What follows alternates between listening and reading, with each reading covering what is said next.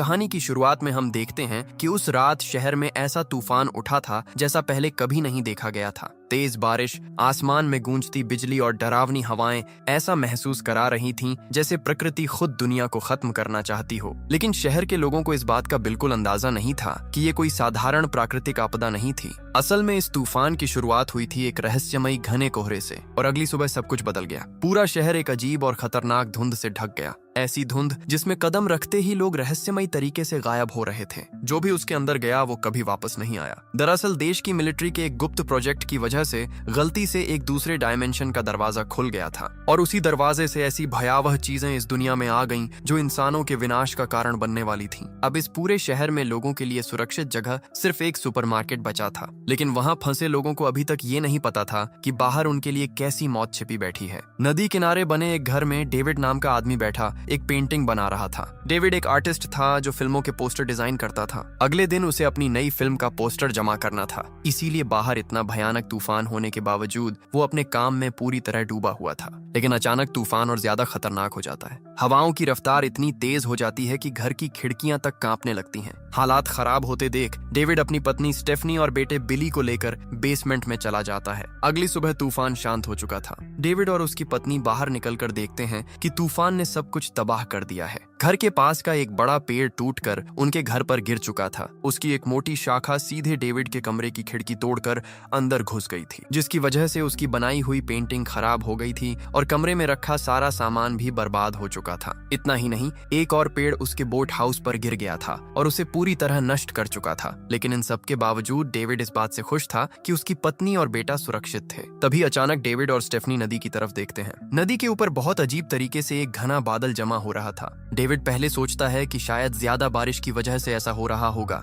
लेकिन बात काफी अजीब थी। बारिश के बाद पहाड़ों पर बादल दिखना आम बात थी, लेकिन नदी के ऊपर इतना घना कोहरा बनना बिल्कुल सामान्य नहीं था। फिर भी डेविड इस बात पर ज्यादा ध्यान नहीं देता, क्योंकि उस वक्त वो अपने पड़ोसी नॉर्टन पर बहुत गुस्सा था। नॉर्टन की जमीन पर खड़ा सूखा पेड़ टूटकर उसके बोट हाउस पर गिरा था। डेविड कई सालों से उसे वो पेड़ कटवाने के लिए कह रहा था, लेकिन नॉर्टन ने कभी उसकी बात नहीं सुनी और अब उसी वजह से डेविड का इतना नुकसान हुआ था। गुस्से में डेविड नॉर्टन के घर जाता है, लेकिन वहां पहुंचकर वो देखता है कि नॉर्टन खुद भी बहुत गुस्से में था। उसके घर के सामने भी एक पेड़ गिर गया था जिसने उसकी गाड़ी को पूरी तरह कुचल दिया था। ये देखकर डेविड को थोड़ी तसल्ली मिलती है कि नुकसान सिर्फ उसी का नहीं हुआ। फिर भी वो नॉर्टन के लिए दुख जताता है और वापस जाने लगता है। तभी नॉर्टन उससे पूछता है कि अगर वो सुपरमार्केट जा रहा हो तो क्या उसे भी लिफ्ट दे सकता है। डेविड हाँ कह देता है। कुछ देर बाद डेविड अपनी पत्नी से सामान की लिस्ट लेकर अपने बेटे बिली और नॉर्टन के साथ सुपरमार्केट की तरफ निकल पड़ता है। रास्ते में उन्हें कई मिलिट्री की गाड़ियां और सैनिक तेजी से जाते हुए दिखाई देते हैं। उन्हें देखकर नॉर्टन कहता है कि लगता है ये लोग नदी के पास पहाड़ी पर बने मिलिट्री बेस की तरफ जा रहे हैं। फिर वो डेविड से पूछता है कि क्या उसने एरोहेड प्रोजेक्ट के बारे में सुना है। नॉर्टन कहता है कि शहर में लोग बातें कर रहे हैं कि वहाँ कोई गुप्त रिसर्च चल रही है। डेविड कहता है कि उसने सिर्फ इतना सुना है कि वैज्ञानिक कोई मिसाइल डिफेंस सिस्टम बनाने पर काम कर रहे हैं। लेकिन नॉर्टन कहता है कि पड़ोस में रहने वाली मिस एडन का मानना है कि मिलिट्री को एलियंस की एक क्रैश हुई फ्लाइंग सॉसर मिली थी और उसके अंदर 3 जमे हुए एलियन भी थे। उसके हिसाब से मिलिट्री उन्हीं पर रिसर्च कर रही है। ये सुनकर डेविड हंसने लगता है और कहता है कि मिस एडन का दिमाग खराब हो चुका है। इसी तरह बातें करते हुए वो लोग सुपरमार्केट पहुंच जाते हैं। उस दिन सुपरमार्केट में काफी भीड़ थी। तूफान की वजह से पूरे इलाके की बिजली और फोन लाइन बंद थी। क्योंकि ये एक छोटा शहर था, इसलिए डेविड वहाँ के ज्यादातर लोगों को जानता था। वहीं उसे अपने बेटे बिली की टीचर आयरीन भी मिलती है। डेविड और बिली सामान खरीदने में लगे हुए थे कि तभी अचानक 3 सैनिक सुपरमार्केट के अंदर आते हैं। उनके चेहरे पर घबराहट साफ दिखाई दे रही थी। ऐसा लग रहा था जैसे वो यहाँ छिपने की कोशिश कर रहे हों। उसी वक्त एक मिलिट्री पुलिस ऑफिसर वहाँ पहुंच जाता है। वो उन सैनिकों पर बहुत गुस्सा होता है और चिल्लाकर कहता है कि पूरे शहर में इमरजेंसी लगी हुई है और उन्हें तुरंत ड्यूटी पर लौटना होगा। हालांकि सैनिक बताते हैं कि वो छुट्टी पर हैं, लेकिन ऑफिसर उनकी एक नहीं सुनता। वो कहता है कि वो सामने वाली मेडिकल शॉप तक जा रहा है और वापस आने तक उन्हें बाहर जीप में देखना चाहता है। इतना कहकर वो वहां से चला जाता है। डेविड दूर खड़ा ये सब देख रहा था और तभी अचानक पूरे शहर में सायरन बजने लगते हैं। सुपरमार्केट के अंदर मौजूद सभी लोग घबराकर बाहर देखने लगते हैं। पूरा शहर अचानक अजीब तरह से शांत हो चुका था और तभी एक बूढ़ा आदमी भागता हुआ सुपरमार्केट के अंदर घुसता है। उसकी नाक से खून बह रहा था और वो बुरी तरह डरा हुआ था। वो चिल्लाते हुए कहता है कि उस घने कोहरे के अंदर कुछ है। उसने मेरे दोस्त को मार दिया। मैं किसी तरह जान बचाकर यहाँ तक पहुँचा हूँ। उसकी बात खत्म होते ही पूरा इलाका तेजी से उस घने कोहरे से ढकने लगता है। तभी एक आदमी डरकर अपनी कार की तरफ भागता है। लेकिन कार तक पहुंचने से पहले ही कोहरा उसे घेर लेता है और अगले ही पल उसकी दर्दनाक चीख सुनाई देती है। उसकी चीख सुनते ही सुपरमार्केट के लोग तेजी से दरवाजे बंद कर देते हैं। कुछ ही सेकंड में पूरा सुपरमार्केट चारों तरफ से उस रहस्यमय धुंध से घिर जाता है। कोहरा इतना घना था कि बाहर कुछ भी दिखाई नहीं दे रहा था। सुपरमार्केट के अंदर मौजूद किसी भी इंसान को समझ नहीं आ रहा था कि बाहर आखिर हो क्या रहा है। कुछ लोगों का कहना था कि शायद किसी फैक्ट्री में केमिकल ब्लास्ट हुआ है और ये धुआं वहीं से आ रहा है। लेकिन तभी अचानक पूरी जमीन हिलने लगती है। ऐसा महसूस होता है जैसे भूकंप आ गया हो। डर के मारे सभी लोग नीचे झुक जाते हैं। डेविड अपने बेटे बिली को सीने से लगाकर उसे संभालने की कोशिश करता है, लेकिन कुछ ही पलों बाद सब कुछ फिर से शांत हो जाता है। अब भी किसी को नहीं पता था कि बाहर क्या छिपा हुआ है। कोई इसे भूकंप कह रहा था तो कोई मिलिट्री एक्सपेरिमेंट का धमाका बता रहा था। इसी बीच वहां मौजूद कारमोड़ी नाम की एक महिला अचानक जोर जोर से बाइबल पढ़ने लगती है। उसका कहना था कि ये दुनिया के अंत की शुरुआत है। भगवान इंसानों को उनके पापों की सजा दे रहे हैं। तभी स्टोर मैनेजर सबको शांत रहने के लिए कहता है। वो सभी लोगों से रिक्वेस्ट करता है कि जब तक ये कोहरा खत्म नहीं हो जाता तब तक कोई भी बाहर जाने की कोशिश न करे। लेकिन तभी एक महिला रोते हुए कहती है कि उसके बच्चे घर पर अकेले हैं और उसे हर हालत में उनके पास जाना होगा। कई लोग उसे रोकने की कोशिश करते हैं, लेकिन वो किसी की बात नहीं सुनती और अकेली ही कोहरे के अंदर चली जाती है। धीरे धीरे काफी समय गुजर जाता है, लेकिन वो रहस्यमयी धुंध अब भी वैसी की वैसी बनी हुई थी। सुपरमार्केट के अंदर बैठे लोग लगातार डर और बेचैनी में थे। डेविड भी अपनी पत्नी स्टेफनी को लेकर परेशान था। डेविड अपने बेटे बिली, उसकी टीचर आयरीन और कुछ दूसरे लोगों के साथ एक कोने में बैठा था। आयरीन वहां उसकी मुलाकात अमांडा नाम की एक दूसरी टीचर से करवाती है। इसी दौरान स्टोर का असिस्टेंट मैनेजर ओली वहां आता है और बिली का हाल पूछता है। डेविड उससे बिली के लिए एक कंबल मांगता है। ओली बताता है कि स्टोर के पीछे लोडिंग डॉक वाले हिस्से में कंबल मिल सकते हैं। तब डेविड बिली को आयरीन के पास छोड़कर खुद लोडिंग डॉक की तरफ चला जाता है। वहां पहुंचकर वो देखता है कि जनरेटर बहुत ज्यादा गर्म हो चुका है और उसमें से धुआं निकल रहा है। डेविड तुरंत जनरेटर बंद कर देता है, जिसकी वजह से वहां चारों तरफ अंधेरा फैल जाता है। डेविड ये बात ओली को बताने के लिए वापस मुड़ता है, लेकिन तभी अचानक उसे बाहर से एक अजीब और भारी आवाज सुनाई देती है। डेविड धीरे से पीछे मुड़कर देखता है और तभी उसकी नजर स्टोरेज शटर पर पड़ती है। बाहर से कोई बहुत बड़ी चीज उस शटर को तोड़कर अंदर आने की कोशिश कर रही थी। ये देखकर डेविड डरकर तुरंत वहां से भागता है और ओली को सारी बात बताता है। ओली उसके साथ 2 मैकेनिक और स्टोर के एक लड़के को लेकर लोडिंग डॉक तक आता है, लेकिन वहां पहुंचने पर सब कुछ बिल्कुल शांत था। मैकेनिक डेविड का मजाक उड़ाने लगते हैं। उनका कहना था कि शायद डेविड ने किसी कुत्ते या बिल्ली की आवाज सुन ली होगी और डर गया होगा। हालांकि ओनली को डेविड की बात पर भरोसा था। वो भी शटर खोलने के खिलाफ था, लेकिन मैकेनिक उसकी बात नहीं मानते। उनमें से एक जनरेटर को दोबारा चालू कर देता है। जनरेटर से अब भी बदबूदार धुआं निकल रहा था। ध्यान से देखने पर मैकेनिक को पता चलता है कि एग्जॉस्ट पाइप के अंदर कुछ फंसा हुआ है। उसी वजह से जनरेटर गर्म हो रहा था। अब उसे साफ करने के लिए किसी को बाहर जाना जरूरी था, क्योंकि पाइप स्टोर के बाहर की तरफ था। तभी स्टोर का वो लड़का कहता है कि वो बाहर जाकर पाइप साफ कर देगा, लेकिन डेविड तुरंत उसे रोकता है। वो कहता है कि अगर शटर खोला गया तो बाहर जो भी चीज है वो अंदर आ सकती है। लेकिन मैकेनिक उसकी बात पर हंसने लगते हैं। उन्हें लगता है कि डेविड बेवजह डर रहा है। फिर उनमें से एक लड़का ऑटोमेटिक शटर का बटन दबाकर उसे थोड़ा ऊपर उठाता है और अगले ही पल बाहर से किसी विशाल टेंटिकल जैसी चीज तेजी से अंदर आती है। वो सीधे लड़के के पैर को पकड़ लेती है और उसे बाहर घसीटने लगती है। ये देखकर सभी लोग डर जाते हैं। डेविड तुरंत उस लड़के को पकड़कर बचाने की कोशिश करता है, लेकिन तभी बाहर से और भी कई टेंटिकल अंदर आने लगते हैं। उन टेंटिकल्स पर धारदार कांटे जैसे हिस्से थे जो लड़के की चमड़ी चीर रहे थे। डेविड मदद के लिए चिल्लाता है, लेकिन दोनों मैकेनिक डर के मारे अपनी जगह से हिल तक नहीं पाते। तभी ओली कहीं से एक कुल्हाड़ी उठा लाता है, लेकिन उसके हमला करने से पहले ही वो टेंटिकल उस लड़के को बाहर कोहरे में घसीट ले जाता है और कुछ ही सेकंड में उसकी चीखें बंद हो जाती हैं। इसी दौरान एक और बहुत बड़ा टेंटिकल अंदर घुस आता है। उसका एक डरावना मुंह भी था और वो स्टोर में रखा खाना खाने लगता है। डेविड तुरंत ओली से शटर बंद करने के लिए कहता है। ओली जैसे ही शटर नीचे करना शुरू करता है, टेंटिकल्स वापस बाहर जाने लगते हैं। उसी समय डेविड कुल्हाड़ी उठाकर उस बड़े टेंटिकल पर जोरदार वार करता है और उसे 2 टुकड़ों में काट देता है। अगले ही पल शटर पूरी तरह बंद हो जाता है। गुस्से में डेविड उस मैकेनिक को पीटना शुरू कर देता है जिसने उसकी बात नहीं मानी थी। ओली किसी तरह उसे शांत करता है, लेकिन अब डेविड के मन में एक और डर बैठ चुका था। अगर सिर्फ टेंटिकल इतने विशाल हैं, तो वो असली जीव कितना बड़ा होगा। इसके बाद डेविड, ओनली और बाकी लोग सुपरमार्केट के अंदर लौटते हैं और सबको बताते हैं कि उस कोहरे के अंदर इंसानों को खाने वाले भयानक जीव मौजूद हैं। ये सुनकर वहां मौजूद लोग डर जाते हैं, लेकिन नॉर्टन और उसके साथ कुछ दूसरे लोगों को लगता है कि डेविड झूठ बोल रहा है। यहाँ तक कि स्टोर मैनेजर भी उसकी बात पर विश्वास नहीं करता। तब डेविड कहता है कि अगर किसी को यकीन नहीं है तो वो खुद जाकर लोडिंग डॉक में देख सकता है। स्टोर मैनेजर वहां जाता है और जमीन पर पड़े कटे हुए टेंटिकल को देखकर डर जाता है। वो टुकड़ा कटने के बाद भी हिल रहा था, लेकिन कुछ ही सेकंड बाद वो अपने आप गलकर खत्म हो जाता है। ये देखकर अब मैनेजर को भी यकीन हो जाता है कि बाहर कुछ बहुत खतरनाक मौजूद है। इसीलिए डेविड और कुछ लोग स्टोर की कांच की दीवारों को मजबूत करने लगते हैं। वो उनके सामने खाने के भारी बैग और सामान रख देते हैं ताकि अगर कोई हमला करे तो अंदर ना आ सके। उसी दौरान डैन नाम का वही बूढ़ा आदमी डेविड से कहता है कि बाहर जो भी है वो बेहद खतरनाक है, अगर उन्हें जिंदा रहना है तो उनके पास हथियार होना जरूरी है। तभी अमांडा अपने बैग से एक पिस्तौल निकालती है। वो हमेशा सुरक्षा के लिए उसे अपने साथ रखती थी, लेकिन समस्या ये थी कि वहां मौजूद किसी को भी बंदूक चलानी नहीं आती थी। तभी ऑनली पिस्तौल उठाता है और बताता है कि वो पहले शूटिंग में स्टेट चैंपियन रह चुका है। उसी वक्त कारमोडी फिर से बाइबल पढ़ना शुरू कर देती है। वो बार बार कह रही थी कि ये सब भगवान की मर्जी से हो रहा है। उसका कहना था कि इंसानों के पाप इतने बढ़ चुके हैं कि अब भगवान अपना क्रोध दुनिया पर उतार रहे हैं और इसे रोकने का सिर्फ एक ही तरीका है, सबको अपने पापों का प्रायश्चित करना होगा, जरूरत पड़े तो अपने खून से भी। उसकी बातें सुनकर कई लोग परेशान हो जाते हैं।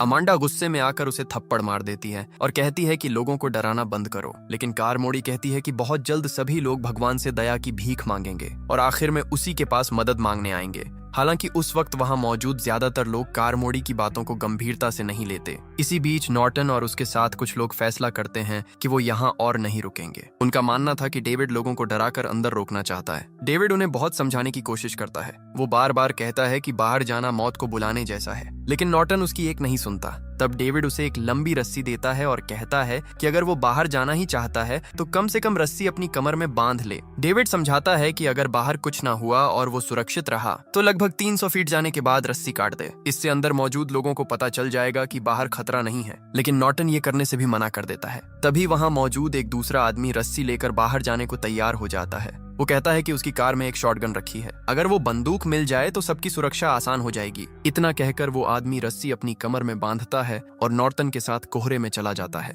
कुछ ही सेकंड में वो सब धुंध के अंदर गायब हो जाते हैं। अंदर खड़े लोग रस्सी को देखते रहते हैं। रस्सी लगातार आगे बढ़ती जा रही थी, लेकिन अचानक रस्सी जोर से तन जाती है और बहुत तेजी से बाहर की तरफ खींचने लगती है। 5 लोग मिलकर भी उसे पकड़ नहीं पा रहे थे। अगले ही पल रस्सी अचानक ढीली पड़ जाती है। जब लोग रस्सी को वापस अंदर खींचते हैं तो उसे देखकर सबकी रूह कांप जाती है। रस्सी पूरी तरह खून से भीगी हुई थी और उसके साथ सिर्फ उस आदमी के शरीर का आधा हिस्सा वापस आया था। ये भयानक दृश्य देखकर अब सुपरमार्केट के अंदर मौजूद हर इंसान के मन में डर और ज्यादा बढ़ जाता है। धीरे धीरे शाम होती है और फिर रात हो जाती है। बिजली ना होने की वजह से पूरे सुपरमार्केट में सिर्फ इमरजेंसी लाइट्स जल रही थीं। डेविड और बाकी लोग पहरा दे रहे थे। इसी दौरान एक आदमी कांच की दीवार के पास बैठकर खाना खा रहा था। उसके पास इमरजेंसी लाइट रखी हुई थी। तभी बाहर से एक विशाल अजीब कीड़ा उड़कर आता है और कांच पर चिपक जाता है। उसे देखकर वो आदमी डरकर पीछे हट जाता है। वो कीड़ा बिल्कुल किसी विशाल टिड्डे जैसा दिखाई दे रहा था और लगता था कि वो रोशनी की तरफ आकर्षित होकर आया है, लेकिन उसका आकार किसी भी सामान्य कीड़े से कई गुना बड़ा था।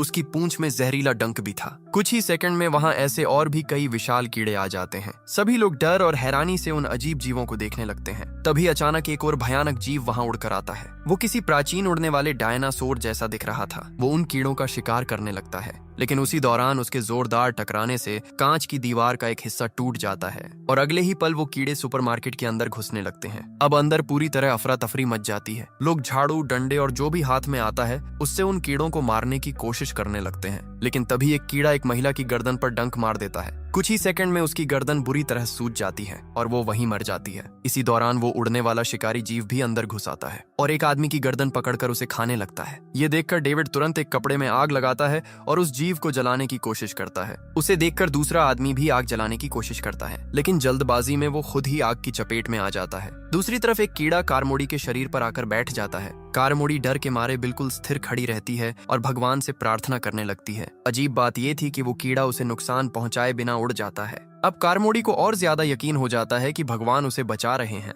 और वो खुद को भगवान की चुनी हुई इंसान समझने लगती है। इधर डेविड और अमांडा मिलकर उस उड़ने वाले शिकारी जीव को मार गिराते हैं, लेकिन तभी एक दूसरा शिकारी जीव सीधे बिली की तरफ बढ़ने लगता है। उसी समय ओली तुरंत अपनी पिस्तौल निकालता है और गोली मारकर उसे खत्म कर देता है। आखिरकार किसी तरह सभी कीड़ों और उन जीवों को मार दिया जाता है। इसके बाद लोग टूटे हुए कांच को प्लाईवुड और टेप से बंद कर देते हैं ताकि बाहर की कोई चीज दोबारा अंदर न आ सके। अब सब थोड़ी राहत की सांस लेते हैं, लेकिन इस घटना के बाद सुपरमार्केट के कई लोग कारमोडी की बातों पर विश्वास करने लगते हैं। उन्हें लगने लगता है कि सच में भगवान इंसानों को सजा दे रहे हैं। धीरे धीरे कारमोडी लोगों के मन में डर भरकर उन्हें अपने पक्ष में करने लगती है। यहाँ तक कि एक महिला डर और निराशा में खुद अपनी जान ले लेती है। दूसरी तरफ वो आदमी जो आग में जल गया था, वो दर्द से तड़पते हुए मौत की भीख मांग रहा था। हालात अब पहले से भी ज्यादा खराब हो चुके थे। तभी डेविड फैसला करता है कि उन्हें हर हाल में सामने वाली मेडिकल शॉप तक जाना होगा। वहां से दवाइयां लाने के बाद वो लोग इस सुपरमार्केट को छोड़कर किसी सुरक्षित जगह जाने की कोशिश करेंगे।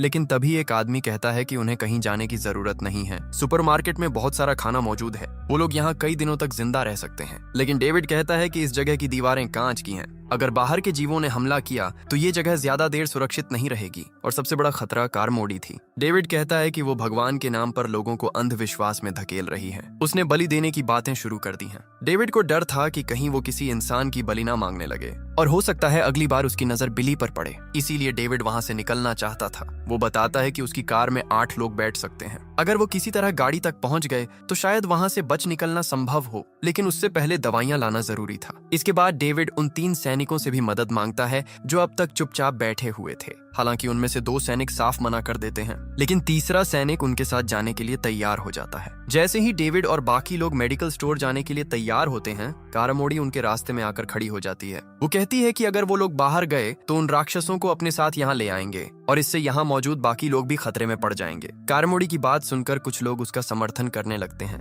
लेकिन तभी आयरीन गुस्से में एक कैन उठाकर कारमोडी की तरफ फेंकती है और कहती है कि अगर मदद नहीं कर सकती तो चुप रहे। इसके बाद डेविड, अमांडा, डैन, ओनली और बाकी लोग हथियार लेकर सुपरमार्केट से बाहर निकल जाते हैं। बाहर का कोहरा अब भी उतना ही घना था, इतना कि सामने चल रहा इंसान भी ठीक से दिखाई नहीं दे रहा था। सब लोग बहुत सावधानी से मेडिकल स्टोर की तरफ बढ़ते हैं। काफी मुश्किल के बाद वो लोग मेडिकल स्टोर तक पहुंच जाते हैं। स्टोर का दरवाजा खुला हुआ था। डेविड सबको सावधान रहने के लिए कहता है क्योंकि अंदर कुछ भी हो सकता था। इसके बाद वो लोग धीरे धीरे अंदर घुसते हैं और दवाइयां इकट्ठा करना शुरू करते हैं। इसी दौरान डैन और कुछ दूसरे लोग मेडिकल स्टोर के अंदर बाकी जगहों की जांच करने लगते हैं। उन्हें उम्मीद थी कि शायद वहां कोई जिंदा इंसान मिल जाए, लेकिन कुछ दूर जाते ही वो लोग जो देखते हैं उसे देखकर उनके शरीर में सिहरन दौड़ जाती है। छत से कई इंसानों की लाशें लटक रही थीं। उनके पूरे शरीर पर मोटे मकड़ी के जाले लिपटे हुए थे। डैन डरकर जोर से डेविड को आवाज लगाता है। डेविड और बाकी लोग तुरंत वहां पहुंचते हैं। उनके साथ वही मैकेनिक भी था। इतनी सारी लाशें देखकर मैकेनिक डरकर पीछे हटने लगता है, लेकिन तभी अचानक पीछे से कोई उसके कंधे को पकड़ लेता है। डर के मारे वो जोर से चीख पड़ता है, लेकिन जो आदमी उसे पकड़े हुए था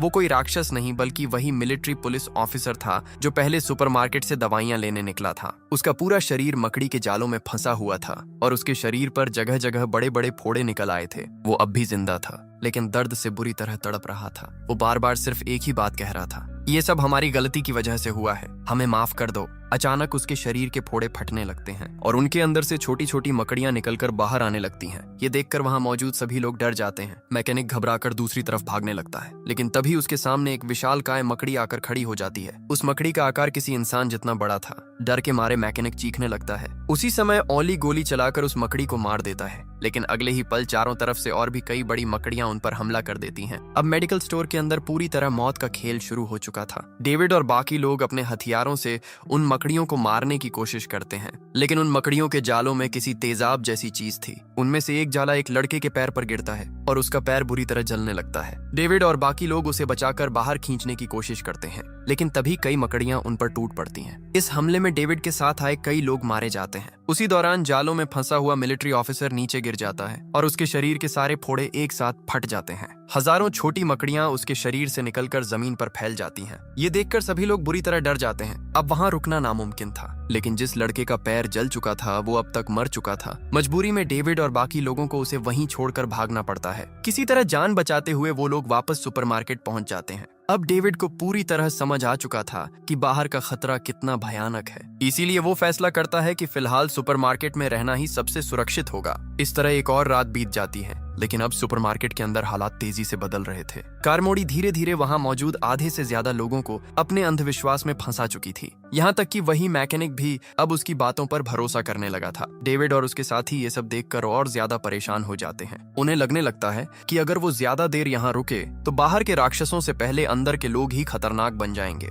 लेकिन उसी दौरान डेविड को एक बात याद आती है। मेडिकल स्टोर में मिला मिलिट्री ऑफिसर बार बार कह रहा था कि ये सब उनकी गलती की वजह से हुआ है, यानी इस पूरे हादसे के पीछे मिलिट्री का हाथ था। और इसका जवाब सिर्फ वो सैनिक दे सकते थे जो सुपरमार्केट के अंदर मौजूद थे। ये सोचकर डेविड उस सैनिक के पास जाता है जो अकेला एक कोने में बैठा हुआ था। डेविड उससे पूछता है कि आखिर बाहर क्या हो रहा है और क्या उसे इस बारे में कुछ पता है। सैनिक पहले कुछ बोलने से बचता है। वो कहता है कि उसे कुछ नहीं पता। तब डेविड उससे पूछता है कि उसके बाकी दोनों साथी कहाँ हैं। सैनिक कहता है कि उसने उन्हें काफी देर से नहीं देखा। ये सुनते ही डेविड और बाकी लोग उन्हें ढूंढने के लिए लोडिंग डॉक की तरफ जाते हैं, लेकिन वही मैकेनिक चुपके से उनका पीछा करने लगता है। जब डेविड और बाकी लोग लोडिंग डॉक में पहुंचते हैं तो वहां का दृश्य देखकर सबके होश उड़ जाते हैं। दोनों सैनिकों ने फांसी लगाकर खुदकुशी कर ली थी। उनकी लाशें छत से लटक रही थीं। ये देखकर साथ आया सैनिक टूट जाता है। वो रोते हुए कहता है कि उसे अंदाजा नहीं था कि वो सच में ऐसा कर लेंगे। वो बताता है कि मेडिकल स्टोर वाले ऑफिसर की बात सुनने के बाद दोनों सैनिक कह रहे थे कि वो अपनी जान दे देंगे, लेकिन उसने कभी नहीं सोचा था कि वो सच में खुदकुशी कर लेंगे। अब डेविड को पूरा यकीन हो जाता है कि इस पूरे हादसे के पीछे मिलिट्री ही जिम्मेदार है। डेविड गुस्से में पूछता है कि क्या ये सब एरोहेड प्रोजेक्ट की वजह से हुआ है। तभी पीछे खड़ा मैकेनिक उनकी सारी बातें सुन लेता है। वो तुरंत उस सैनिक को पकड़कर कारमोड़ी के सामने ले जाता है। अब सुपरमार्केट के अंदर मौजूद लोग सैनिक से जवाब मांगने लगते हैं। कारमोड़ी चिल्लाकर पूछती है कि आखिर एरोहेड प्रोजेक्ट क्या था। डर और दबाव में सैनिक आखिर सच बताना शुरू करता है। वो कहता है कि वो सीधे उस प्रोजेक्ट का हिस्सा नहीं था, लेकिन उसने अपने साथियों से उसके बारे में सुना था। असल में एरोहेड प्रोजेक्ट का मकसद दूसरे डायमेंशन तक पहुंचने का रास्ता ढूंढना था। वैज्ञानिक किसी दूसरी दुनिया की खोज कर चुके थे और उसी दुनिया पर रिसर्च करने के लिए उन्होंने एक छोटा पोर्टल खोलने की कोशिश की, लेकिन एक्सपेरिमेंट गलत हो गया और गलती से उस दूसरी दुनिया का दरवाजा पूरी तरह खुल गया, जिसकी वजह से वहां मौजूद सारे खतरनाक जीव इस दुनिया में आ गए। सैनिक कहता है कि उसे सिर्फ इतना ही पता है और इसमें उसकी कोई गलती नहीं है, लेकिन ये सच सुनने के बाद कारमोड़ी और उसके समर्थक भड़क उठते हैं। कारमोड़ी चिल्लाकर कहती है कि वैज्ञानिक हमेशा से भगवान के नियमों के खिलाफ काम करते आए हैं। उन्होंने चांद पर कदम रखकर उसकी पवित्रता को नष्ट किया, उन्होंने परमाणु तोड़े और इंसानों को पाप की तरफ धकेला। अब भगवान उन्हीं पापों की सजा पूरी दुनिया को दे रहे हैं। कारमोड़ी लोगों को उकसाने लगती है। उसकी बातों में आकर कई लोग उस सैनिक पर टूट पड़ते हैं। वो लोग उसे पकड़कर बेरहमी से मारने लगते हैं। डेविड उसे बचाने की कोशिश करता है, लेकिन लोग उसे रोक देते हैं। इसके बाद वो घायल सैनिक को घसीटकर सुपरमार्केट के बाहर फेंक देते हैं और अगले ही पल कोहरे के अंदर से एक विशाल केकड़े जैसा राक्षस बाहर आता है। उसके बड़े बड़े पंजे थे। वो सैनिक को पकड़कर आसानी से उठा लेता है और फिर उसे लेकर कोहरे में गायब हो जाता है। ये भयानक दृश्य देखकर डेविड और उसके साथी पूरी तरह सन्न रह जाते हैं, लेकिन कारमोड़ी इसे भगवान की इच्छा बताती है। वो कहती है कि आज उन्होंने भगवान को एक बलि दी है, इसलिए आज रात वो जीव उन्हें नुकसान नहीं पहुंचाएंगे। फिर वो कहती है कि अगली सुबह के लिए भी उन्हें इंतजाम करना होगा। उसकी ये बात सुनकर डेविड और उसके साथियों को समझ आ जाता है कि अब वो लोग भी खतरे में हैं। डेविड और उसके साथियों को अब साफ समझ आ चुका था कि कारमोड़ी धीरे धीरे पूरी तरह पागल हो चुकी है और अगर वो लोग ज्यादा देर वहां रुके तो शायद अगली बलि उन्हीं में से किसी की होने वाली थी। इसीलिए वो लोग फैसला करते हैं कि अगली सुबह कारमोड़ी और उसके समर्थकों के जागने से पहले ही सुपरमार्केट से निकल जाएंगे। सुबह होते ही डेविड, बिली, अमांडा, आयरीन, डैन और बाकी लोग चुपचाप वहां से निकलने की तैयारी करने लगते हैं, लेकिन जैसे ही वो लोग दरवाजे के पास पहुंचते हैं वो देखते हैं कि कारमोड़ी हाथ में चाकू लिए दरवाजे के सामने बैठी हुई है। वो पहले से ही उनका इंतजार कर रही थी। डेविड उससे कहता है कि वो लोग सिर्फ यहाँ से जाना चाहते हैं, इसलिए वो रास्ते से हट जाए, लेकिन कारमोड़ी उन्हें जाने देने के लिए बिल्कुल तैयार नहीं थी, क्योंकि अब वो पूरी तरह इस भ्रम में जी रही थी कि भगवान उससे बलि मांग रहे हैं। कारमोड़ी अपने समर्थकों को आदेश देती है कि बिली को पकड़ लिया जाए। ये सुनते ही उसके समर्थक हाथों में चाकू और कैंची लेकर बिली की तरफ बढ़ने लगते हैं। अब सुपरमार्केट के अंदर एक बार फिर अफरा तफरी मच जाती है। डेविड और उसके साथी डंडों से उन्हें रोकने की कोशिश करते हैं, लेकिन कारमोड़ी के समर्थकों की संख्या बहुत ज्यादा थी। डेविड समझ जाता है कि अगर उसने अभी कुछ नहीं किया तो वो लोग बिली को सच में मार डालेंगे। उसी वक्त ओनेली अपनी पिस्तौल निकालता है और बिना एक सेकंड गंवाए सीधे कारमोड़ी के सिर पर गोली चला देता है। गोली लगते ही कारमोड़ी वहीं मर जाती है। ये देखकर उसके सारे समर्थक डर जाते हैं और पीछे हट जाते हैं। अब मौका मिलते ही डेविड और उसके साथी सुपरमार्केट से बाहर भागते हैं, लेकिन बाहर का कोहरा अब भी उतना ही घना था। गाड़ी तक पहुंचने की कोशिश में वो लोग एक दूसरे से बिछड़ने लगते हैं। डेविड, बिली, अमांडा, आयरीन और डैन किसी तरह साथ बने रहते हैं, लेकिन ओनली और बाकी लोगों का कोई पता नहीं चलता। काफी मुश्किल के बाद डेविड अपने बेटे और साथियों के साथ अपनी कार तक पहुंच जाता है। वहां पहुंचकर वो देखता है कि ओली पहले से ही कार के पास मौजूद है।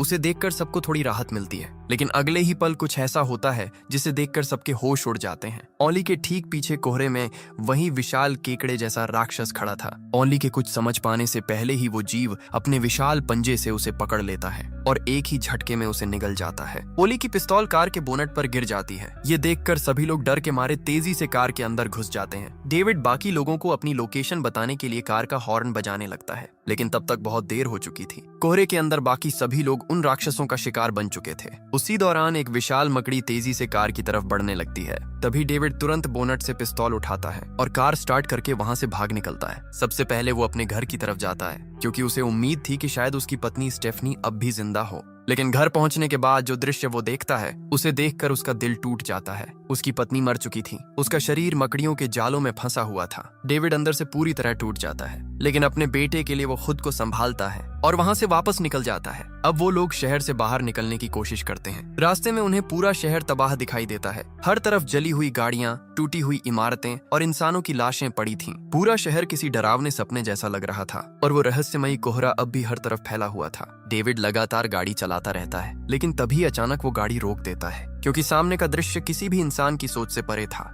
कोहरे के बीच एक विशालकाय दानव चल रहा था। उसके शरीर से बहुत बड़े बड़े टेंटेकल निकले हुए थे। उसका आकार इतना बड़ा था कि उसकी हर चाल से जमीन कांप रही थी। ऐसा लग रहा था जैसे कोई चलता हुआ पहाड़ उनके सामने हो। डेविड और बाकी लोग डर के मारे सांस तक नहीं लेते। कुछ देर बाद वो विशाल जीव वहां से आगे निकल जाता है। तब डेविड दोबारा गाड़ी चलाना शुरू करता है। उसे उम्मीद थी कि शायद आगे जाकर कोहरा खत्म हो जाए और शायद कहीं मदद मिल जाए, लेकिन कुछ दूर जाने के बाद उनकी आखिरी उम्मीद भी खत्म हो जाती है। गाड़ी का पेट्रोल खत्म हो जाता है। अब वो लोग पूरी तरह उस कोहरे के बीच फंस चुके थे। चारों तरफ मौत थी और कहीं से भी मदद आने की कोई उम्मीद दिखाई नहीं दे रही थी। अब डैन धीरे से कहता है कि उन्होंने खुद अपनी मौत चुन ली है। वो कहता है कि वो उन राक्षसों के हाथों मरने से बेहतर खुद मरना पसंद करेगा। उसकी बात सुनकर कार के अंदर सन्नाटा छा जाता है। अमांडा, आयरीन और डेविड एक दूसरे की तरफ देखते हैं और बिना कुछ कहे सब समझ जाते हैं कि अब उनके पास कोई रास्ता नहीं बचा है। तभी डेविड धीरे से पिस्तौल निकालता है। उस पिस्तौल में सिर्फ 4 गोलियां बची थीं और कार में 5 लोग मौजूद थे। डेविड का दिल टूट चुका था, लेकिन वो अपने बेटे को उन राक्षसों के हाथों मरते हुए नहीं देख सकता था।